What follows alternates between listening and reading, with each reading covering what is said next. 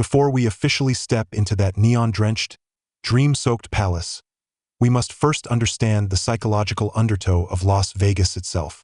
This city didn't grow organically. It was conjured from a barren desert, a monument erected by humanity's rawest desires and its audacious urge to defy limits. Its very existence is a miracle that defies common sense and nature, setting a psychological stage for all who enter. Here, the ordinary will be shattered, and the impossible will unfold. People don't come here to live their daily lives, they come to escape them. With the relaxed mindset of a vacationer, they dismantle the mental defenses built to cope with the pressures of work and life. What Las Vegas sells to the world isn't just gambling. It's a parallel dimension where, for a fleeting moment, you can play a different version of yourself. You're no longer the rule-following employee or the parent fretting over household expenses. Here, you might be a cunning gambling god or a lavish tycoon. This role switching puts people in a heightened state of suggestibility even before they step into a casino, primed to be swayed and guided. Historically, Las Vegas's casinos have evolved from gritty, mob-run underground kingdoms to sophisticated, Wall Street-backed conglomerates armed with data and psychology. What you're about to enter isn't a place to test your luck. It's a vast laboratory, built by brilliant minds, designed to exploit your human weaknesses. Now, let's push open that heavy, opulent door.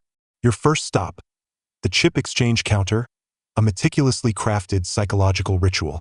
At its core, this process is about value abstraction. When handling tangible, survival-related value like cash, the human brain engages rational regions like the prefrontal cortex, carefully weighing costs and benefits.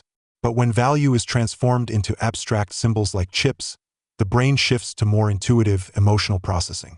Neuroscience shows that betting with chips significantly reduces activity in the amygdala, the region responsible for loss aversion, the instinctual pain of losing that far outweighs the joy of gaining. The chips in your hand are products of meticulous industrial design. Their weight, thickness, tactile edges, and the distinct, satisfying clink they make when stacked or shuffled all reinforce their identity as game pieces through touch and sound. Color psychology is deployed with precision. Low-denomination chips, often white or red, use warm, approachable tones to encourage frequent, low-stakes bets with a playful mindset. High-denomination chips, like black, $100, or purple, $500, carry a deep, prestigious aura, symbolizing not just a wager but status and power, stoking aspirational desire. Picture this: John, an average tourist, would never casually toss a crisp $25 bill onto an uncertain card game. The visceral sense of monetary loss would make him hesitate. But with a smooth, green $25 chip in hand, he'll push it to the center of the table without a second thought, because psychologically, it feels more like moving a chess piece than spending real wealth. Through chips, the casino erects a thick psychological firewall between you and your hard-earned money. Once the chip's sleight of hand begins to work its magic, your entire body is immersed in a finely tuned, sensory life support chamber. Take a deep breath, and the air, laced with faint floral notes and crisp freshness, lifts your spirits. The secret lies in the casino's aerospace-grade environmental control system, designed not just for air circulation but to achieve two strategic goals: banishing fatigue and fostering euphoria. The system pumps in higher than normal levels of pure oxygen, creating an oxygen-rich environment that boosts blood oxygen saturation, speeds metabolism, and counters the physiological exhaustion of prolonged mental focus. You don't feel tired. Your mind feels razor-sharp, your reactions quicker than usual, creating an illusion of peak performance. Meanwhile, the ventilation system infuses custom-blended fragrances crafted by expert perfumers. Smell, the only sense wired directly to the brain's amygdala, emotion center, and hippocampus, memory center, bypasses conscious filtering. Specific scents: lavender for relaxation, citrus for alertness, vanilla for warmth, or complex blends evoking subconscious safety and luxury, silently program your emotions. They make you feel relaxed, comfortable, and less guarded, tying this pleasure to the casino's physical space. Add to that a constant, slightly cool 22 degrees Celsius temperature, which keeps you alert yet reluctant to step into the heat or cold outside. This trifecta of oxygen, scent, and temperature forms a physiological comfort zone that gently disables your body's leave now signals. Time, the ultimate constraint on human behavior, is the first casualty in the casino's design blueprint. This is a realm engineered to feel like frozen time. No natural light penetrates. No windows mean no sunrise, sunset, or day-night rhythm. Whether you've been inside for 8 hours or 18, the passage of time in the outside world becomes an abstract notion. This isolation severs your temporal anchors to daily life, making you forget work deadlines or family dinner plans, immersing you fully in the game. Clocks, the artificial measure of time, are banished entirely. In an environment without temporal markers, your subjective sense of time distorts dramatically, a phenomenon psychologists call the time compression effect. What feels like a little while might be an entire afternoon. Casinos also avoid large reflective surfaces, especially mirrors, which force self-awareness. A mirror might confront you with bloodshot eyes from sleepless nights, a face contorted by anxiety or elation, or your visibly exhausted state, triggering rational alarms. The casino doesn't want this introspection. It wants you lost in the dazzling illusion crafted by its lights and ambience. This erasure of time, paired with endless stimulation, easily lures you into what psychologist Mihai Csikszentmihalyi calls flow, a state of total immersion in a challenging yet achievable activity, or one you believe is achievable, with immediate feedback, win or lose, delivering intense excitement and fulfillment. Time vanishes entirely in flow. The casino is a commercialized factory perfected for inducing this state. Physiological alerts are neutralized by the environment, but hunger and thirst persist. The casino turns these instincts into retention tools through a system dubbed the golden handcuffs. Free or dirt-cheap food and drink are the cornerstone of this strategy. Attractive waitresses, buzzing like bees in a field, weave tirelessly between tables and slot machines, their trays brimming with an array of drinks, from energizing espresso and sugary cola to cocktails and beer that lower inhibitions. You don't even need to signal. Their sharp eyes spot your empty glass and deliver a refill with a smile. This impeccable service hides ruthless calculation. It eliminates any reason to leave the table due to hunger or thirst. The drink menu is strategic. Caffeine and sugar act as short-term energy boosts, reigniting your drive. Alcohol, meanwhile, is a chemical weapon that dulls the prefrontal cortex, the hub for risk assessment, impulse control, and long-term planning. A tipsy state makes you more optimistic, bolder, and less sensitive to losses. For high rollers, the casino's comps system casts a finer net. Every hand you play, every slot machine pull, is logged in a central database. Back-end algorithms calculate your average daily theoretical loss, ADT, based on your bets, playtime, and the house edge of your chosen games.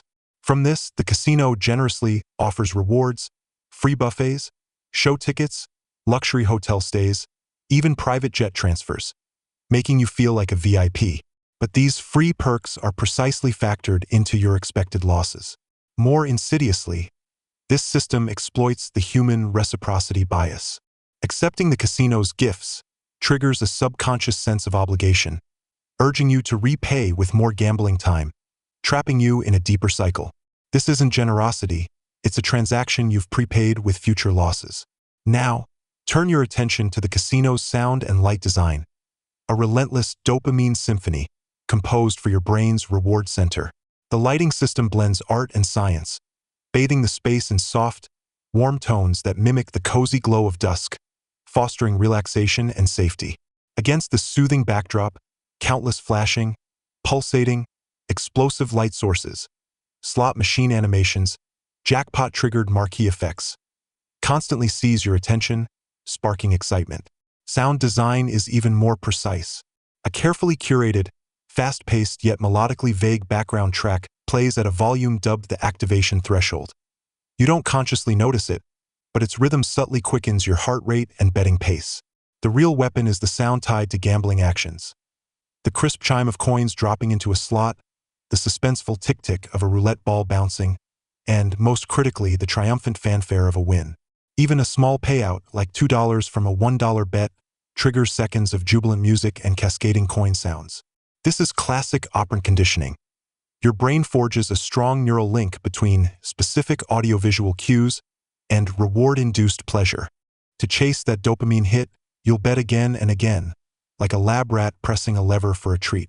In contrast, losing is nearly silent or marked by a brief, muted sound. This amplify wins, Mute losses' acoustic strategy distorts your perception of wins versus losses, making victories feel more vivid and losses less real, leading you to underestimate your true financial toll. If you try to leave, you'll face the casino's layout, a masterclass in architectural psychology called the Gruen transfer, designed to maximize dwell time and unplanned spending. There are no straight, clear paths.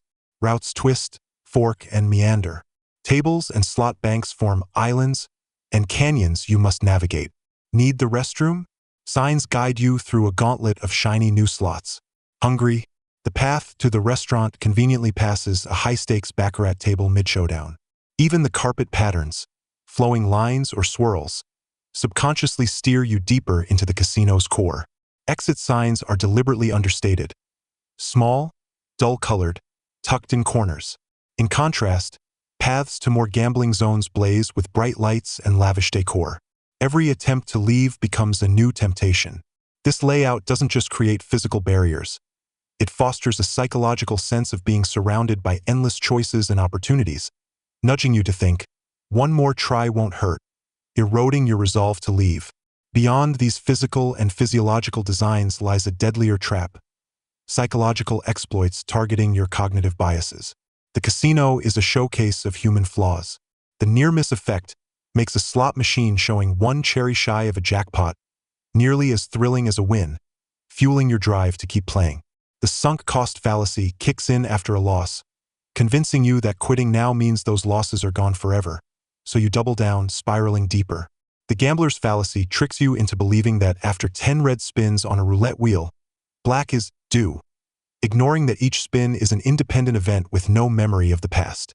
The illusion of control makes you feel empowered when you roll the dice or press the slot button, boosting confidence in your judgment and luck while ignoring the cold math of probability. Finally, the cast of this grand production. The casino staff, rigorously trained in psychology and customer service. Dealers aren't just card-dispensing machines. They're atmosphere architects and pace setters. Their skilled movements, professional yet friendly demeanor, put novices at ease and make veterans feel respected. They congratulate your wins with smiles and offer polite condolences for losses, wrapping a raw financial transaction in a veneer of warm social interaction. Casino hosts, the relationship managers, are expert hunters of whales, high rollers. Beyond service, they forge emotional bonds, remembering your family, hobbies, or birthday, acting as confidants in defeat and celebrants in victory. This personalized care builds trust and loyalty, making it emotionally difficult for whales to betray their friend by switching casinos, even after massive losses. On legality, Las Vegas's brick-and-mortar casinos are legitimate businesses operating under Nevada's strict regulatory framework. But online platforms hijacking the Las Vegas name are another beast. Unregulated predators in the digital shadows. Their algorithms often rigged to dangle wins as bait for bigger deposits. True gambling giants fiercely guard their licenses and reputations, steering clear of legal gray zones. So, when a non-gambler steps into a Las Vegas casino, they're not just battling personal greed. They're up against a comprehensive, systematic cognitive manipulation machine, crafted by top experts. This machine dulls their body with oxygen-rich air and seductive scents, hijacks their dopamine with endless audiovisual thrills, strips away reality with distorted time and space, erodes their respect for money with abstract chips, traps their steps with labyrinthine layouts, scrambles their reasoning with deep-seated biases, and comforts them with trained actors offering emotional anchors. This isn't a fair fight. It's one person, armed with a brain evolved over millennia yet riddled with flaws, facing a flawless desire perpetual motion machine, powered by data, capital, and science. The true terror of a Las Vegas casino isn't that it makes you lose money. It's that it makes you willingly, even joyfully, surrender everything to the dazzling, deadly dream it weaves.